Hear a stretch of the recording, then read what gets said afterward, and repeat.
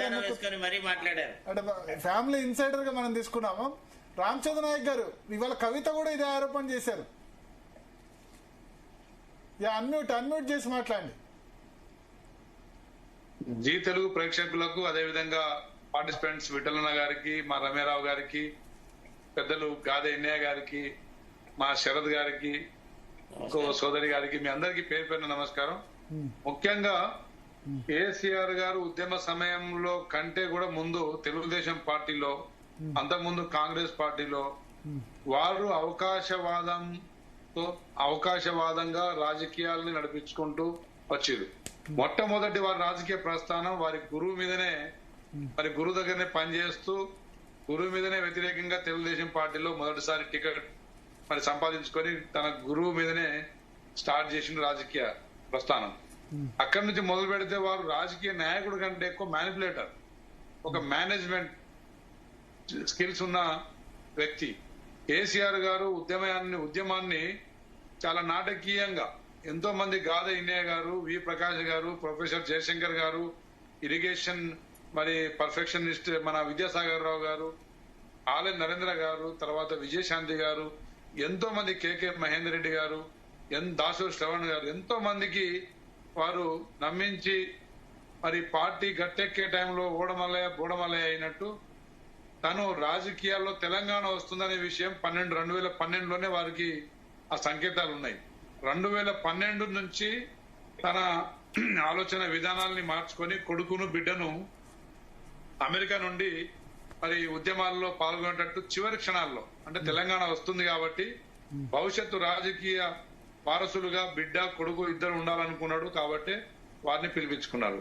అప్పటిదాకా హరీష్ రావు గారు మొదటి నుంచి ఉద్యమాల్లో మంచి చురుకైన. ఇప్పుడు మీ మీద ఇవాళ ప్రెస్ మీట్ లో ఆరోపణ చేశారు కవిత, 2-3 ఆరోపణలు. ఇవన్నీ నేను చెప్తున్నాను కదా. పోచంపల్లి శ్రీనివాస్ రెడ్డి అన్నారు, సంబంధించి టానిక్ అని చెప్పారు, నవీన్ రావు అన్నారు. ఎందుకు తీసుకోవట్లేదు? హరీష్ రావు సంతోష్ ఇద్దరు రేవంత్ రెడ్డితో టచ్ లో ఉన్నారని చెప్పారు ఆమె. భరత్ గారు ముందు వారి కుటుంబ ఆలోచన విధానం నేను చెప్తున్నా, అది వింటే కొంచెం తర్వాత మనం డిస్కషన్ కి పనికొస్తుందని చెప్పి కొంత ఉపోద్ఘాతం చెప్తున్నా.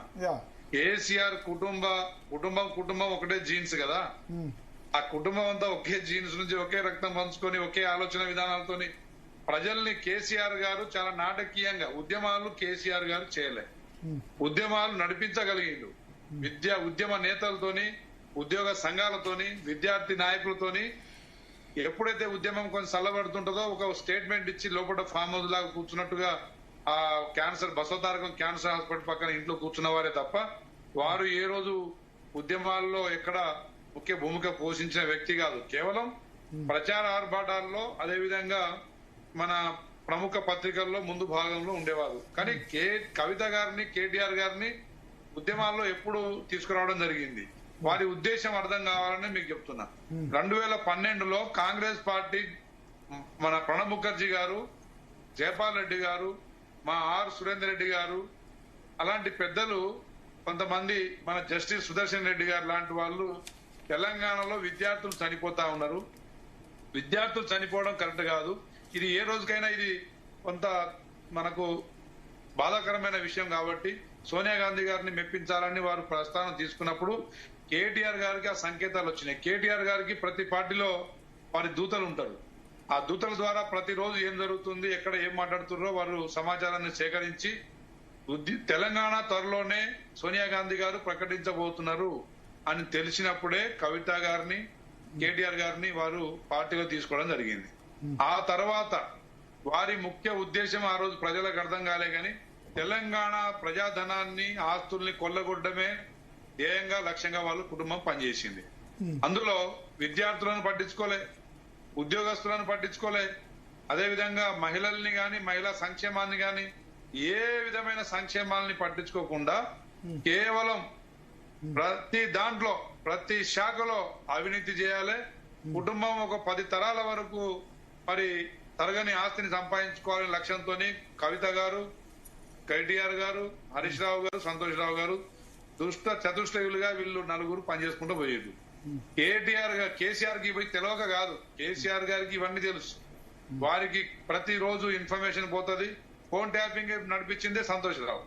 సో ఇంట్లోనే ప్రతి సమాచారం కేసీఆర్ తెలుస్తుంటది. ఏదేమైనా కానీ ఉద్యమాల్లో పాల్గొన్న నాయకులను దూరం చేసుకుంటూ మొదలు పెట్టిందేమో ఆల నరేంద్ర గారితోని, చివరికి మరి ముగించిందేమో ఈటల రాజేందర్ గారితోని. సో వారు ఉద్యమాల్లో పాల్గొన్న వ్యక్తులు ప్రతి ఒక్కరూ రేపు టీఆర్ఎస్ పార్టీలో భాగస్వామ్యం అడుగుతారని చెప్పేసి, భవిష్యత్తులో ప్రభుత్వం ఏమైతే అంటే ప్రభుత్వంలో కూడా మాకు భాగస్వామ్యం ఉందని ఎక్కడ నిలదీస్తారో అని చెప్పి ముందు జాగ్రత్తతోని తన కుటుంబ సభ్యులను ముందు భూమికలో ఉంచడానికి ప్రయత్నం చేసిండు. అదేవిధంగా వాళ్ళ లక్ష్యం తెలంగాణ ఆస్తులు, నిజాం ప్రాపర్టీస్, నయం ప్రాపర్టీస్. అదేవిధంగా చిన్న చిన్న స్కీమ్లు ఏదో ఇవ్వాలి, దాంట్లో కూడా అవినీతి చేసి వాళ్ళ ఎన్నికలు ముందు పోవాలి, 20 సంవత్సరాలు పరిపాలించాలి అనే లక్ష్యంతో వాళ్ళు వాళ్ళ రాజకీయ ప్రస్థానాన్ని కొనసాగించారు. చివరిగా మా నాయకుడు రేవంత్ రెడ్డి గారు గట్టిగా నిలబడడం వల్ల ఉద్యమ నేతలు గాని ప్రజా సంఘాలు గాని ఎవరైతే తెలంగాణ సాధనలో పనిచేసిరో వారే మళ్ళీ కేసీఆర్ గారిని దింపాలి అని చెప్పి ఆలోచించి మరి మా రేవంత్ రెడ్డి గారికి తోడై ఈరోజు ప్రజాప్రభుత్వం ఏర్పాట్లో అందరూ భాగస్వాములే. విద్యావేత్తలు కావచ్చు, ఉద్యమ సంఘాలు కావచ్చు, ఉద్యోగ సంఘాలు కావచ్చు, తెలంగాణ ఉద్యమంలో ప్రాతినిధ్యం వహించిన ప్రతి ఒక్కరూ కేసీఆర్ ను ఇంటికి పంపించాలని చెప్పి పనిచేసిన వారే. ఇప్పుడు వారి ఇంట్లో జరుగుతున్నది 3 విషయాలు.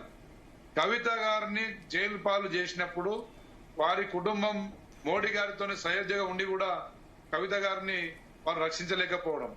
అదేవిధంగా రెండవది ఆస్తి పంపకాలు, ఆస్తుల పంపకాల్లో విభేదాలు మొదలైనవి. మూడవది రాజకీయ వారసత్వం. కేసీఆర్ గారి ఆరోగ్యం రోజు రోజుకు క్షీణిస్తా ఉంది. వారు 2029 ఎన్నికలకు పెద్దగా తిరగకపోవచ్చు, వారు బయట రాకపోవచ్చు. కానీ ఈలోపే రాజకీయంగా వారసత్వం తీసుకోవాలనే ఒక ఇంటర్నల్ ఆలోచన కేసీఆర్ గారికి, హరీష్ రావు గారికి, కవిత గారికి ముగ్గురికి ఉంది. ముగ్గురి సమపాలలో సేమ్ అది ఒకటే ఆలోచన. క్లియర్ గా డిక్లేర్ చేశారు కేటీఆర్ తదుపరి వారసుడని డిక్లేర్ చేశారు. ఇంకా దాని డౌట్ ఏముంది? అదంతా బయట నాటకీయంగా నడుస్తున్నా గానీ, పార్టీని కాపాడుకోవడం కోసం కనబడుతున్నా గానీ, హరీష్ రావు గారు దీంట్లో మొదటి నుంచి ఉన్న వ్యక్తి, లీడర్షిప్ తోని కనెక్టివిటీ ఉన్న వ్యక్తి హరీష్ రావు. కానీ కేసీఆర్ కంటే మోర్ డేంజరస్ హరీష్ రావు. కేసీఆర్ ఇద్దరు నాకితే కుండైతుంది. వాళ్ళు ఎవరినైనా నాగిరంటే వాళ్ళకు కుండైతుంది. వాళ్ళు ఎవరికైనా భోజనాలు పెట్టారంటే ఆ నాయకుడు రాజకీయ ప్రస్థానం ముగుస్తుంది. అది వాళ్ళు చాలా డేంజరస్ ఆలోచన విధానాలు ఉన్న వ్యక్తులు. అదే విధంగా కేటీఆర్ గారికి మంచి వ్యక్తి, కానీ కేటీఆర్ గారికి అహం బాగా పెరిగింది. సంపాదన ఉందని చెప్పేసి మాట తీరులో చాలా అంటే ఇక వారు మాట్లాడిన ప్రతి సోనియా గాంధీ గారి విషయంలో కావచ్చు, అదే విధంగా మా ఉత్తమ్ కుమార్ రెడ్డి గారి విషయంలో కావచ్చు, లేదంటే రేవంత్ రెడ్డి గారి విషయంలో అహం ఎంత ఎదిగినా గానీ ఒదిగి ఉండే తత్వం వారికి లేదు. కవిత గారికి వీరందరి పంచాయతీలో నేనే ముందు ఉండాలనే ఆలోచన కవిత గారికి ఉంది. సో రాజకీయ వారసత్వం కోసం సరే వారు ఏదో ఈరోజు ఆరోపణలు సంతోష్ రావు గారి మీద, హరీష్ రావు గారి మీద చేస్తుండొచ్చు. కానీ ఇప్పుడు మా రమ్యారావు గారు చెప్పినట్టు 10 సంవత్సరాలు ఏనాడైనా వీళ్ళు ఆరోపణలు చేయగలిగిరా? ఒకరినొకరు ఎప్పుడన్నా ఒకరినొకరు వీళ్ళు విభేదాలు ఉన్నట్టు కనబడ్డరా? 2019లో మొదటి 6 నెలల పాటు హరీష్ రావుకు మంత్రి పదవి ఇవ్వలేదు. అప్పుడు ఉంది కదా డిఫరెన్స్. 2018 అసెంబ్లీ ఎలక్షన్ సంబంధించి హరీష్ రావు కవరేజ్ ఇవ్వలేదు వాళ్ళ సొంత పత్రిక. అది కూడా రాజకీయ నాటకాల్లో ఒక భాగం. హరీష్ రావు గారిని కొన్ని రోజులు దూరం పెడితే పార్టీలో వ్యతిరేకంగా ఉన్న నాయకులందరూ పోలరైజ్ కావాలి. ఇప్పుడు కవిత ఆరోపణలు పక్కన పెడితే ఇప్పుడు బీఆర్ఎస్ ఆరోపణ ఏంటంటే ఇది మొత్తం రేవంత్ రెడ్డి నడిపిస్తున్నారు, కవిత వెనుకుండి మొత్తం రేవంత్ రెడ్డి రన్ చేస్తున్నారని అంటున్నారు. వాస్తవం కాదా చెప్పండి. ఒకటి భరత్ గారు, ప్రజలను కన్విన్స్ చేయలేనప్పుడు కన్ఫ్యూజ్ చేయాలి. ప్రజలను వీళ్ళు కన్ఫ్యూజ్ చేసే స్టేజ్ లో లేరు. ఇప్పుడు వారి కుటుంబం ఇప్పుడు తెలంగాణ ప్రజల పాపం తగిలింది. తెలంగాణ ప్రజల ఉసురు తగిలి కేసీఆర్ గారు ఆరోగ్యం క్షీణిస్తా ఉంది. అదే విధంగా వారి ఆలోచన విధానం కూడా క్షీణిస్తా ఉంది. ఆరోగ్యం బాగుండాలని కోరుకోవాలి, మనం బాగుండాలని కోరుకుందాం. సరే ఎంతైనా ఇప్పుడు తెలంగాణ రాష్ట్రం రావడం ఆయన పాత్ర కూడా ఉంది కదా. కాలం చాలా గొప్పది. కాలం ఎవరినైనా శిక్షిస్తుంది. నేచర్ రామచంద్ర అన్న నమస్తే అన్న sorry to disturb. Me election campaign లో కూడా మేము కండ వేసుకొని ప్రచారం చేసినాము అన్న. ఒక్కటే కవిత అక్క ఏమంటుంది, నవీన్ రావు అనేటోడు మొత్తం భూములు స్కాములు చేస్తున్నాడు, సంతోష్ రావు అనేటోడు టానిక్ లిక్కర్ స్కామ్ చేసిండు, వాడి మీద ఎఫ్ఐఆర్ కూడా అయింది. కానీ కాంగ్రెస్ ప్రభుత్వం వెంబటే విత్డ్రా అయింది. ఆమె స్పష్టంగా 4 ఆరోపణలు చేసింది. పోచంపల్లి శ్రీనివాసరెడ్డి అనేటోడు 750 కోట్ల విలాలు గడుతున్నాడు, మెగా శ్రీనివాసరెడ్డి తోటి అక్రమ సంపాదన సంపాదించిండు. నవీన్ రావు అనేటోడు మొత్తం భూములు కొల్లగొట్టిండు, ఇప్పుడు కూడా ఆయన పెత్తనం నడుస్తుంది అని స్పష్టంగా రేవంత్ రెడ్డి ప్రభుత్వానికి వీళ్ళకి సంబంధాలు ఉన్నాయని ఆమె ఆరోపణలు చేస్తుంది. దీన్ని మీరు నిజంగా పబ్లిక్ కి సమాధానం చెప్పాల్సిన బాధ్యత మీ మీద, రేవంత్ రెడ్డి గారి మీద ఉంటుంది. తప్పకుండా కవిత గారి ఆరోపణలు నిర్ధారణ చేయడానికి దానికి చట్టం ఉన్నది. ఆ చట్టాన్ని తప్పకుండా మరి ఆల్రెడీ సిబిఐకి 2 కేసులు అప్పచెప్పినాం, ఫోన్ ట్యాపింగ్, అదేవిధంగా కాళేశ్వరం కేసులు. తప్పకుండా వీటి మీద కూడా విచారణ ఫోన్ ట్యాపింగ్ అప్పచెప్పలే, అది అప్పచెప్పే ఆలోచన కొంత శరత్ గారు అడుగుతారు ఫోన్ ట్యాపింగ్ అప్పచెప్పాలని. ఏదేమైనా గానీ భరత్ గారు, కవిత గారు ఈ రోజు తన రాజకీయ ప్రస్థానానికి అడ్వాన్స్ గా వారి కుటుంబంలో నేను అడ్వాన్స్ గా బయటకు వచ్చి ఉద్యమకారుల వైపు, అదేవిధంగా బీసీ మన కులస్తుల మన ప్రజల వైపు ఏదో సెంటిమెంట్ సాధించుకోవడం కోసం ఏదో నాటకీయంగా బయటకు వస్తుంది. కానీ వారి ఇంటర్నల్, వారి జీన్స్ ఒకటే, వారి ఆలోచన ఒకటే. వారు తెలంగాణను విధ్వంసం చేసిన కుటుంబం. వారు ఎంత ఏదో అంటారు కదా, మన 1000 వెలుకలు తిన్న పిల్లి కాశీకి పోయినంత మాత్రాన దాని పాపం పోదు. తప్పకుండా ఇప్పుడు మా శరత్ గారు వారి పక్షాన మాట్లాడడానికి సిద్ధమవుతున్నారు. ఏదేమైనా గాని కేసీఆర్ కుటుంబం భవిష్యత్తులో రాజకీయంగా వారు ఏదో బీజేపీ నీడలోనో ఇంకొక పార్టీ నీడలోనో పోవాల్సిందే తప్ప వారు సొంతంగా పార్టీ మనగడ సాధించే లేదు. వారు ఎన్ని ఆరోపణలు, వారు ఇప్పుడు సంతోష్ రావు ఒకరు అవినీతి చేసి ఉంటే టానిక్ ఇవాళ కొత్తగా పెట్టింది కాదు. కవిత గారిని ఇప్పుడు కేసు ఫైల్ చేయమనండి, తప్పకుండా మళ్ళీ విచారణ చేపిద్దాం. ఇప్పుడు ఒకటే, నిజంగా ఆమె నిజాయితీ నిరూపించుకోవాలనుకుంటే తప్పకుండా వారు 10 సంవత్సరాలు సంపాదించిన ఆస్తులు, అదే విధంగా వారి ధనం, అవన్నీ వివరాలు బయట పెట్టమని చెప్పండి. సంతోష్ రావు మీదనో నవీన్ రావు మీద కాదు, హరీష్ రావు కాళేశ్వరం మీద మింగిన ఆస్తులన్నీ అవన్నీ ఎక్కడెక్కడ ఉన్నాయి. అదేవిధంగా కేటీఆర్ గారు మున్సిపల్ శాఖ నిర్వహించి మరి బిల్డర్స్ దగ్గర నయీం ఆస్తుల నుంచి కొల్లగొట్టిన ఆ ఆస్తులు ఎక్కడ ఉండే వివరాలు చెప్పమని చెప్పండి. కేసీఆర్ గారు దీని మొత్తానికి సూతదారుడు కేసీఆరే. కేసీఆర్ గారు కళ్ళు మూసుకొని ధృతరాష్ట్రంలాగా కూర్చున్న వ్యక్తి అంత అమాయకుడేం కాదు. వారికి కూడా అన్ని విషయాలు తెలిసిన విషయమే. వారు జాతీయ స్థాయిలో రాజకీయాలు తీసుకెళ్లాలి, పార్టీని తీసుకెళ్లాలి. అదేవిధంగా జాతీయ స్థాయిలో టీవీలు, పేపర్లు, మీడియాలన్నీ తీసుకెళ్లాలి. ఒక నవీన్ పట్నాయక్ లాగా 20 సంవత్సరాలు పరిపాలన చేయాలని ఒక స్వార్థంతో, వారి అతి స్వార్థమే ఈ రోజు వారి కుటుంబ వినాశనానికి దారి తీస్తుంది. సరే, ఈ ఆరోపణలన్నీ తప్పకుండా మేము శరత్ గారు భరత్ గారు ఇన్నయ్య గారా